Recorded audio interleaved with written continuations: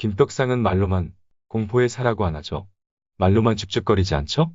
지난 거래일에서도 24일 폭락장에 이어 마지막 총알을 소진하며 커뮤니티 게시글을 통해 구독자 여러분들께 올인 소식을 전했습니다. 저를 따라 시간외로 매수하신 분도 계신 것 같네요. 좋습니다. 들어올 땐 마음대로 들어오셨겠지만 이제는 문 걸어 잠급니다. 지금부터 김떡상TV는 존버 방송을 선언합니다. 이 방에서 아무도 못 나가요.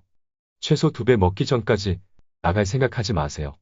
지금부터 여러분은 주식 투자에서 가장 어려운 존버라는 스킬의 위대함을 체험하게 되실 겁니다.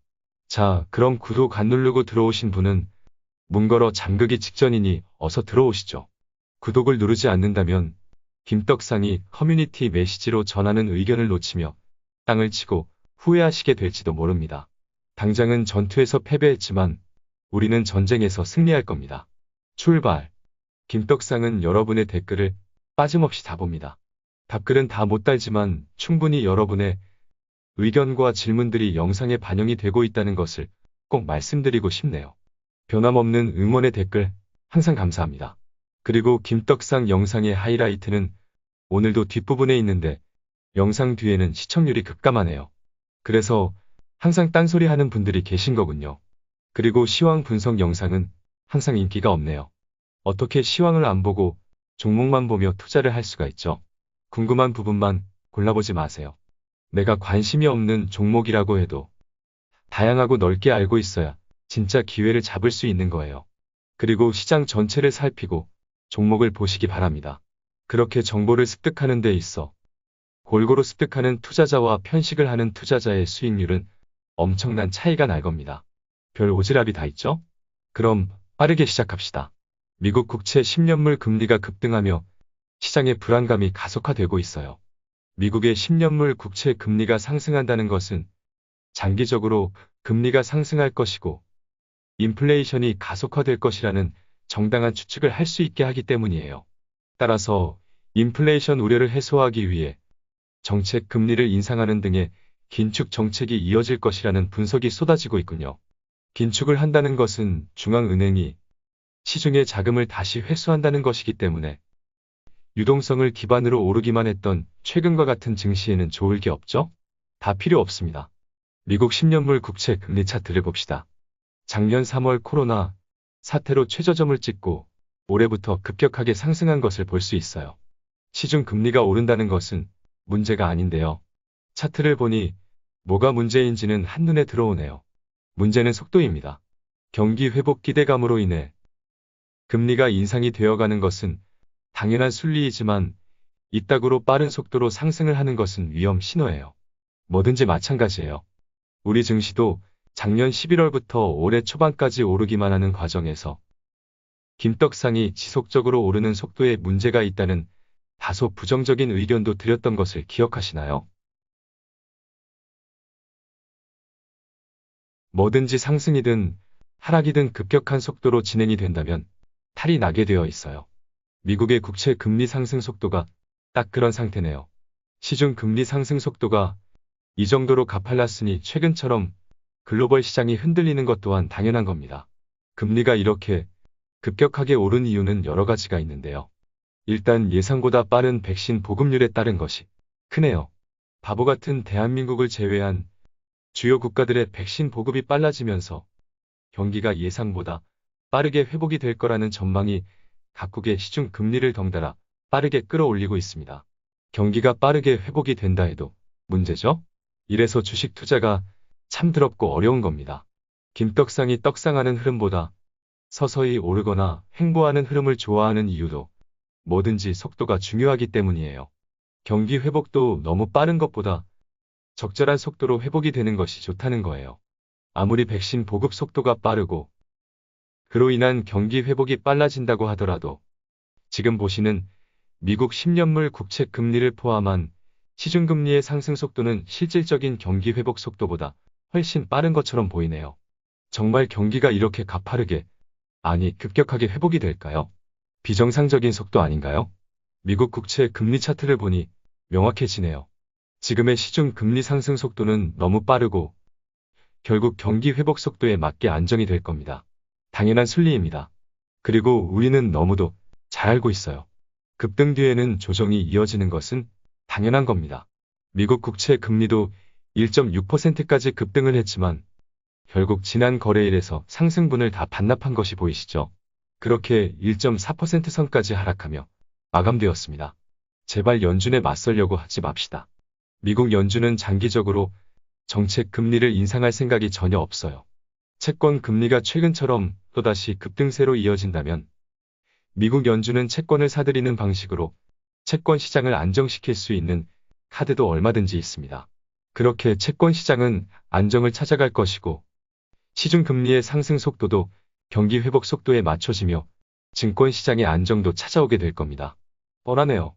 자, 그럼 뻔하니 우리의 종목들을 보자고요. 멤버십 최고 등급인 열성팬 혜택 중에 매달 김떡상의 추천 포트폴리오를 공유하는 월간 김떡상이라는 혜택이 있습니다. 어제 공유를 드렸죠? 이대로만 하면 얼마든지 버틸 수도 있겠네요. 1년만 들고 가보시죠. 저는 자신 있습니다. 떡상할 포트폴리오가 궁금하시다면 멤버십 가입을 눌러주세요. 삼성전자, 일봉 차트를 봅시다. 최선호주죠. 여전히 채널의 매수 구간에 있네요. 견조하고 대박입니다. 8만원이 깨지면 마이너스 통장을 까자는 의견도 유지를 해야겠군요. 9만원대 비중 조절 안 하고 과도한 비중으로 들고 있는 분도 계실 겁니다.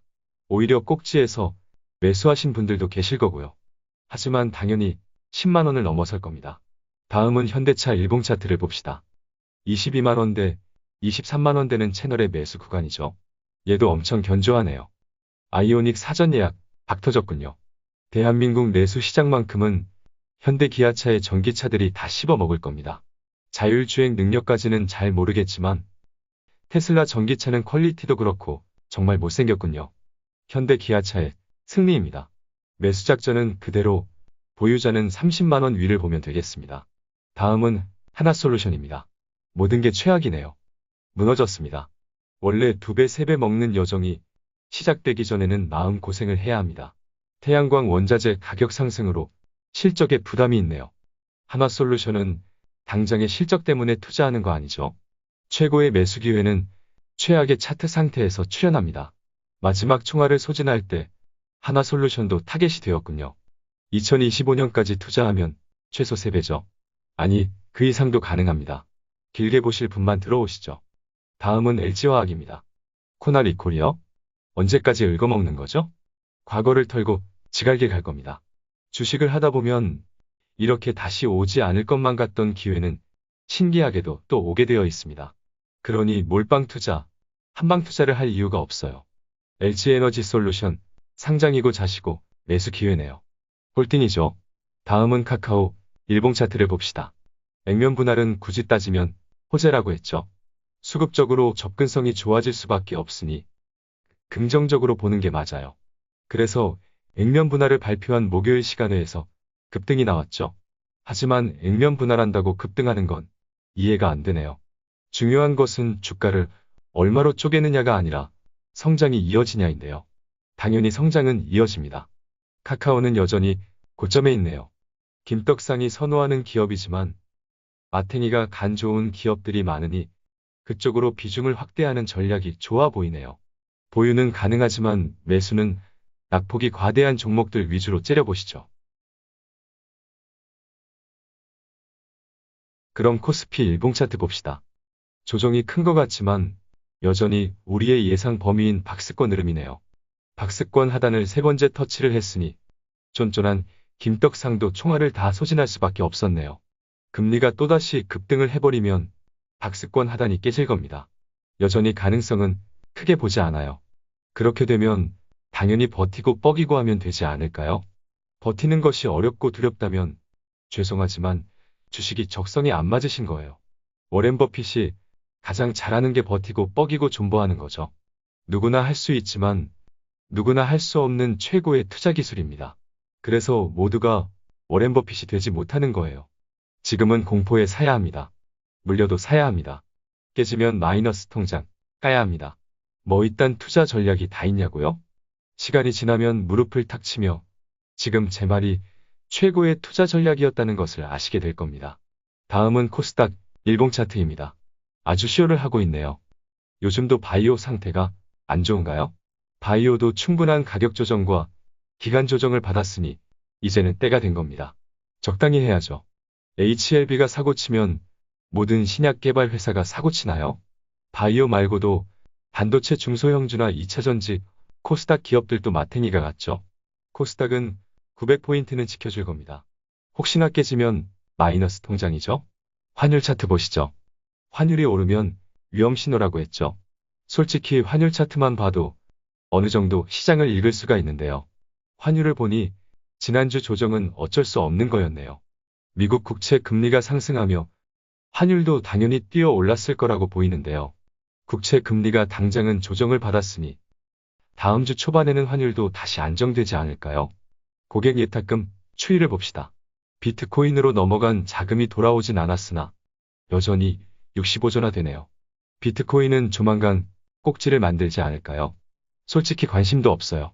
고객 예탁금이 줄어든 거에 반해 신용융자 잔고는 얼마 안 빠졌네요. 다음 주까지 봐야겠지만 긍정적인 신호일 수 없군요. 시장을 대충 살펴보니 어떠셨나요? 괜히 봤죠?